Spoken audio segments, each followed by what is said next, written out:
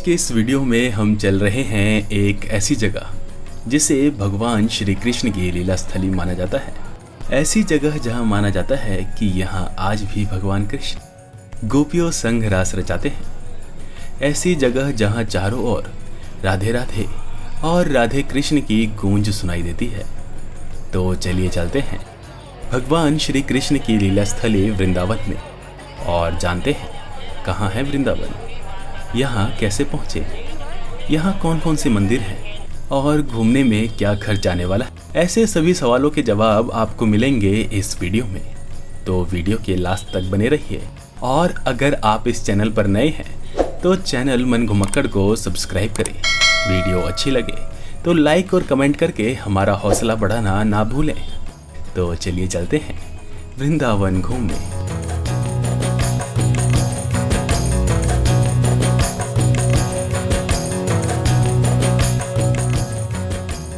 वृंदावन उत्तर प्रदेश के मथुरा शहर से तकरीबन 15 किलोमीटर दूर बसा एक शहर है, जहां जाने के लिए मैं सबसे पहले दिल्ली से ट्रेन लेकर मथुरा पहुंचा।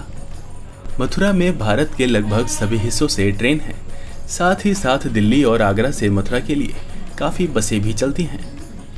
मथुरा स्टेशन से बाहर निकलकर मैंने मथुरा में ही होटल ले लिया था, जहां से शेयरिंग ऑटो लेकर निकल गया वृंदावन के लिए। वृंदावन जाने के लिए पहले डीग गेट पहुंचा और वहां से दूसरा ऑटो लेकर पहुंच गया वृंदावन, जिसके लिए मुझे 20-20 रुपए दोनों जगह देने पड़े। आप चाहें तो डायरेक्ट ऑटो बुक करके भी वृंदावन जा सकते हैं, जिसके लिए ऑटो वाले 150 से 250 रुपए के बीच चार्ज बताते हैं, लेकिन बार्गेनिंग करने पर ऑफ सीजन में 100-120 रुपए में भी चलने को तैयार हो जाते हैं। वृंदावन में सभी मंदिर लगभग 3-4 किलोमीटर के दायरे में ही हैं, जिसके लिए पैदल चलकर या शेयरिंग रिक्शे से आसानी से एक मंदिर से दूसरे मंदिर जाया जा सकता है।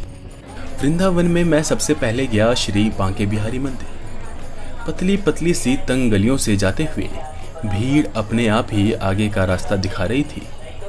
यहाँ गली के साथ साथ प्रसाद के लिए पेड़े, माखन, मिठाइयाँ और लस्सी की दुकानें थीं।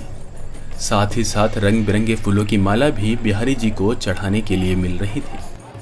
मंदिर के पास पहुंचकर मैंने बिहारी जी को भोग लगाने के लिए प्रसाद लिया और मंदिर में गया। मंदिर में इतनी भीड़ के बावजूद इतने अच्छे दर्शन हुए कि क्या ही शब्दों में बयां करूं। इस मंदिर में फोटोग्राफी अलाउड नहीं है। यहाँ से दर्शन करने के बाद इन्हीं गलियों से होते हुए अब मैं चल दिया निधिवन की ओर। यहाँ गलियों में घर के लिए खरीदारी करने के साथ साथ खाने पीने के काफ़ी ऑप्शंस हैं। निधिवन बांके बिहारी मंदिर के पास ही है। इस रास्ते में अपने चश्मे और मोबाइल का खास ध्यान रखना पड़ता है। यहाँ के बंदर पलक झपकते ही कहीं से भी आकर आपका चश्मा और मोबाइल लेकर भाग जाते हैं। और मज़े की बात तो ये है कि जैसे ही उन्हें फ्रूटी का पैकेट दो, वो चश्मा मोबाइल छोड़ देते हैं। निधिवन पहुंचकर शुरुआत में तो एक बड़ा सा गेट दिखा, लेकिन अंदर में पूरी जगह को बांस के बेत से जाल जैसा बनाकर घेरा हुआ था, जिस पर बंदर उछल कूद कर रहे थे। निधिवन के बारे में यहाँ के गाइड ने बताया कि ऐसी मान्यता है कि यहाँ भगवान कृष्ण आज भी गोपियों संग रास रचाने आते हैं। इस पूरे परिसर में रात के समय किसी भी व्यक्ति को रुकने नहीं दिया जाता है। शेष का सामान ताला मार देते हैं, जो हो सबको निकाल देते हैं। उसके बाद रहना अलाउड नहीं। अगर कोई रह जाता है, मर जाता है, गूंगा फिरा पागल हो जाता है, जो मर गए उनकी समाधि बनेगी आगे हजारों। सुबह ताला खुलता है 5 बजे। सेज पे ऐसा लगता है कुछ सो के गया हो, लड्डू खा के, पान चबा के, दातुन करके, लुटिया से पानी पी के गया हो, श्रृंगार करके गया हो। तो यहाँ डेली आते हैं भगवान राधा जी का श्रृंगार करने। इसी से कुंड खोदा भगवान ने महाराज किया। गोपियों की मनोकामना पूरी की। गोपियों ने भोग लगाया, पूजा की, भगवान से मुराद मांगी, तो 16,108 कृष्ण बन गए। जितनी गोपी उतने कृष्ण, एक एक गोपी एक एक कृष्ण। तो यहाँ 6 महीना की रात्रि में प्यासी गोपी, भगवान बोले जब गोपियों को दूर जाना पड़ेगा पानी पीने, इसलिए गोपियों की आंख बंद करा दी, जिससे लीला नहीं दिखे, और धरती में बंसी मारी। ये ललता कुंड नाम पड़ा है। ये सेठ नहीं पक्का बनाया।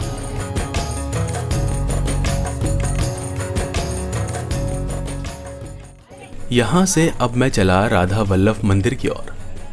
श्री राधा वल्लभ मंदिर में भगवान कृष्ण और राधा रानी के एक साथ दर्शन दो मूर्ति में ना होकर एक ही मूर्ति में होते हैं। यहाँ के सेवादार ने बताया, यहाँ राधा में कृष्ण और कृष्ण में राधा समाहित हैं। वो दो नहीं बल्कि एक हैं।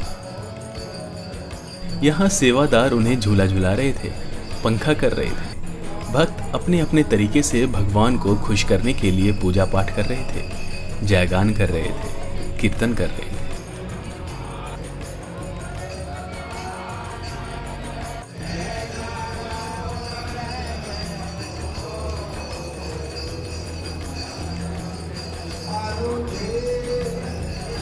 यहाँ के दर्शन के बाद मैंने रंगमन्नार मंदिर जाने के लिए शेयरिंग रिक्शा किया और पहुंच गया रंगमन्नार या रंग जी के मंदिर। इस मंदिर को सोने का खंभा वाला मंदिर भी कहते हैं।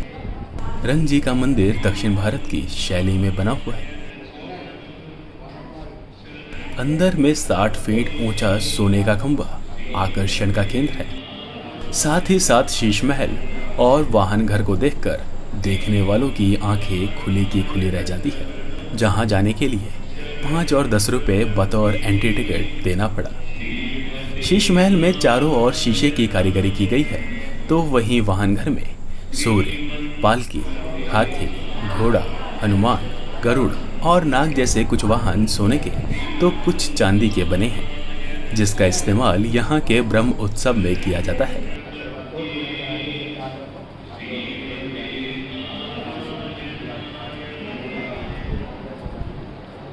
यहाँ से अब मैं गया वैष्णो माता मंदिर, जहाँ बाहर से ही माँ दुर्गा की बड़ी सी मूर्ति दिखाई दे रही थी।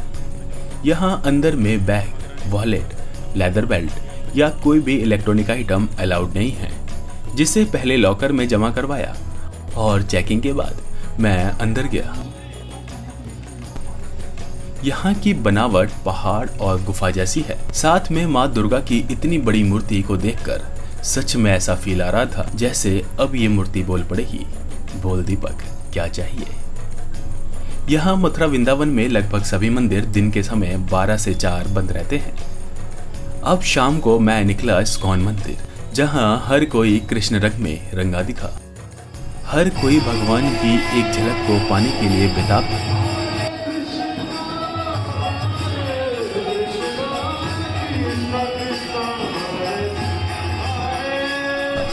साथ ही साथ हरे कृष्ण हरे राम नाम का कीर्तन करते हुए किसी के पैर थिरक रहे थे, तो कोई मस्ती में झूम रहा था।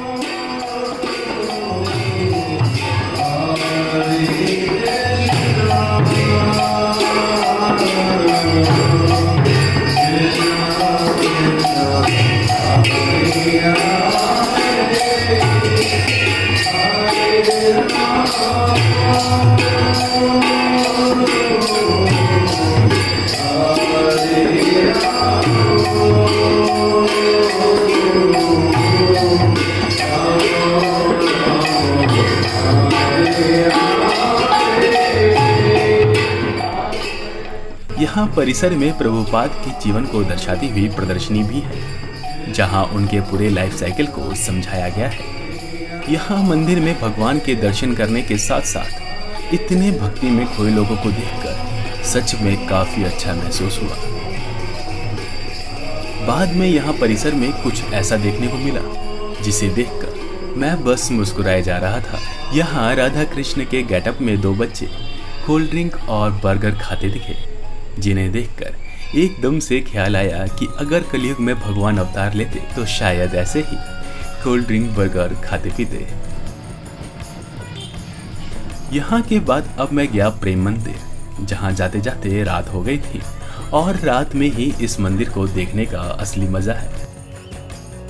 यहाँ अंदर में घुसते ही बीच में मुख्य मंदिर दिखा, जिसकी लाइटनिंग इसे देखने वालों को कुछ देर के लिए देखते ही रहने के लिए रोक रही थी।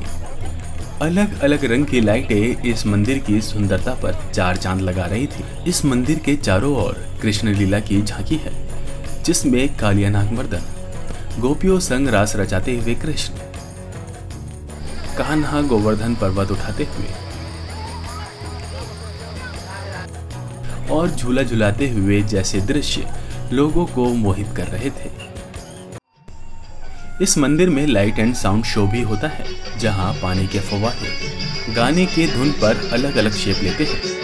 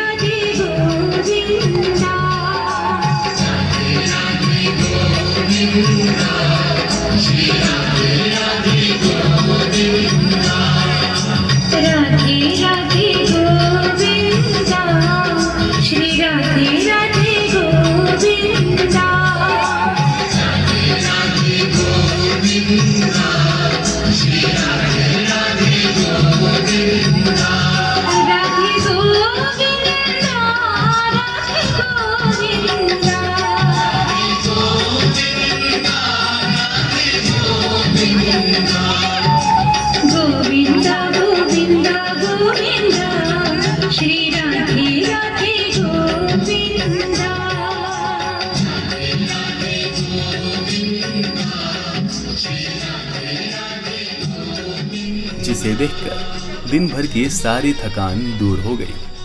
अब अगर बजट की बात करूं तो वृंदावन सही से घूमने के लिए एक दिन का टाइम चाहिए, जिसमें बांके बिहारी मंदिर, राधा वल्लभ मंदिर, निधिवन, रंगजी, कांच का मंदिर, गोविंद देव जी मंदिर, प्रेम मंदिर, इस्कॉन, मदन मोहन मंदिर, पागल बाबा मंदिर जैसे कई मंदिर घूम सकते हैं।